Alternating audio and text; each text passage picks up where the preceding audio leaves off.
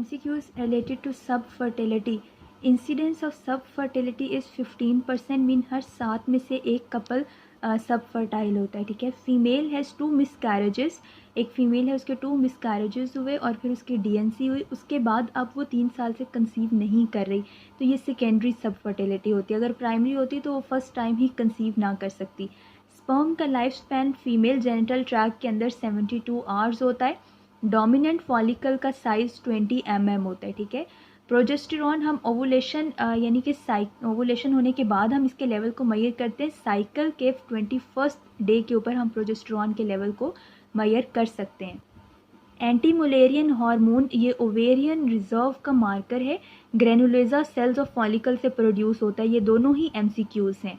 ठीक है. Not parameter of semen, semen का कौन सा पैरामीटर नहीं है, ये सारे मेंशन किए हुए थे. वॉल्यूम 1.5 ml होता है. काउंट इसका 39 ml, minimum at least count 33 mm तक होना चाहिए. ये भी MCQ है कि मिनिमम स्पर्म का काउंट कितना होना चाहिए, 33. वहाँ पे ऑप्शन 39 भी था.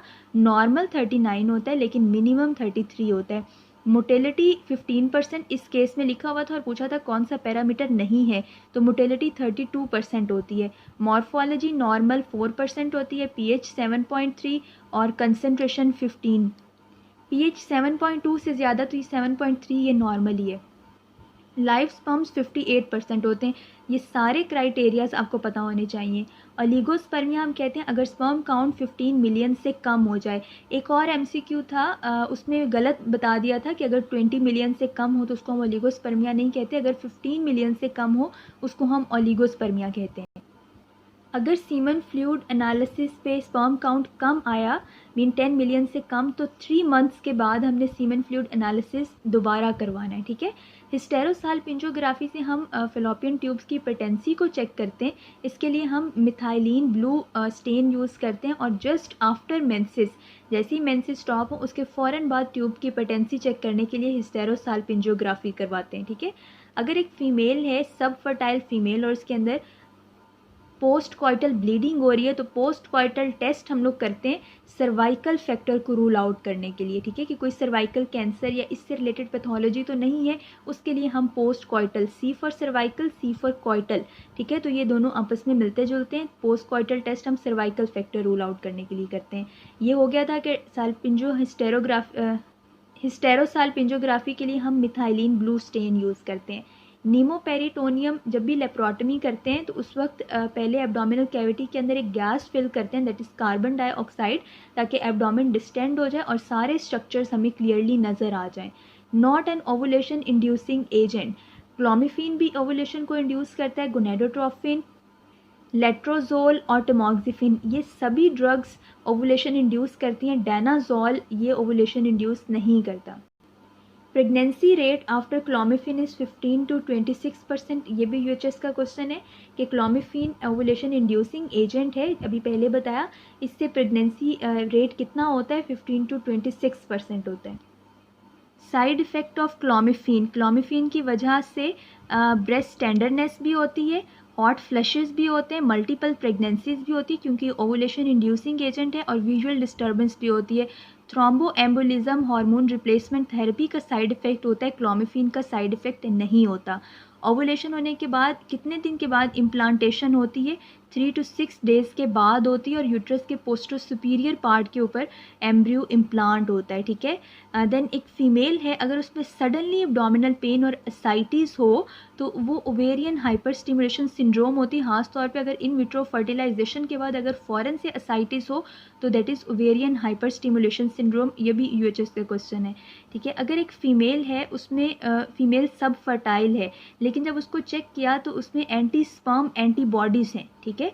मीन फीमेल्स के अंदर एंटी स्पर्म एंटीबॉडीज़ हों अगर, तो उसके लिए हम लोग किस तरह से उसको मैनेज करेंगे to conceive her, intra uterine insemination करते हैं. ठीक है. अगर फीमेल का कोई फैक्टर हो, एंटी स्पर्म एंटीबॉडीज़ अगर हो फीमेल के अंदर, तो इन यूट्राइन इंट्रायूट्राइन इंसेमिनेशन करेंगे। अब अगर तो फिलोपियन ट्यूब्स ब्लॉक हैं तो उसके ट्रीटमेंट के लिए हम ट्यूबल सर्जरी करते हैं, मीन कि फिलोपियन ट्यूब्स को ओपन कर देते हैं या इन विट्रो फर्टिलाइजेशन करते हैं। लेकिन अगर ट्यूब्स पेटेंट है but still female is infertile तो उस केस में हम गैमीट या जाइगोट को वहाँ पे प्लेस कर देते हैं। उसको हम प्रोसीजर को कहते हैं गिफ्ट एंड जिफ्ट, ठीक है। इसमें हम गैमीट को प्लेस कर देते हैं, इसमें जाइगोट को प्लेस करते हैं। ल्यूटियल फेस को सपोर्ट कौन सी ड्रग करती है? ल्यूटियल फेस सेक्रेटरी फेस को कहते हैं, इसको प्रोजेस्टेरॉन सपोर्ट करता है, ठीक है। एंडोमेट्रियोसिस के ट्रीटमेंट के लिए हम क्लोमिफीन देते हैं।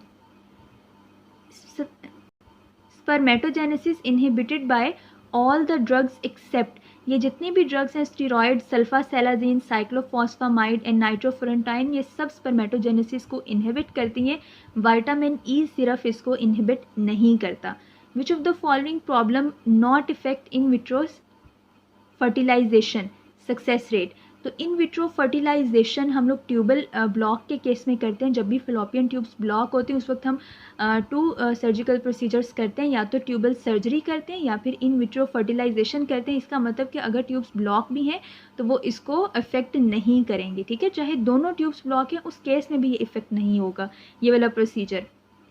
अगर स्पर्म का काउंट 1 मिलियन से भी कम है, नॉर्मली तो आपको पता है ना 39 मिलियन होता है, लेकिन अगर 1 मिलियन से भी कम हो जाए तो फिर उसके लिए जेनेटिक टेस्टिंग करवानी पड़ती है क्रोमोसोम्स के लिए, ठीक है। और अगर 1000 से कम स्पर्म का काउंट हो तो उसके लिए अगर मेल फैक्टर हो तो उस केस में फिर हम ट्रीटमेंट हम क्या देते हैं? Intracytoplasmic sperm injection, ICSI treatment हम लोग तब देते हैं जब मेल का कोई भी फैक्टर हो जो कि इनफर्टिलिटी में कंट्रीब्यूट कर रहा हो। लेकिन अगर कोई फीमेल का फैक्टर हो जो इनफर्टिलिटी में कंट्रीब्यूट कर रहा हो तो वो डिपेंड करता है कि ट्यूब्स ब्लॉक हैं या ट्यूब पेटेंट है। अगर तो ट्यूब्स ब्लॉक हैं तो फिर हम लोग क्या करते हैं? ट्यूबल सर्जरी करते हैं या इन विट्रो फर्टिलाइजेशन करते हैं। लेकिन अगर ट्यूब्स पेटेंट है तो फिर हम गिफ्ट और जिफ्ट ये दोनों प्रोसीजर्स करते हैं। ये डिपेंड करता है फीमेल फैक्टर का कि ट्यूब ब्लॉक है या पेटेंट है, और मेल फैक्टर के लिए अगर वो इनफर्टिलिटी कॉज कर रहा है तो फिर हम लोग ICSI प्रोसीजर करते हैं।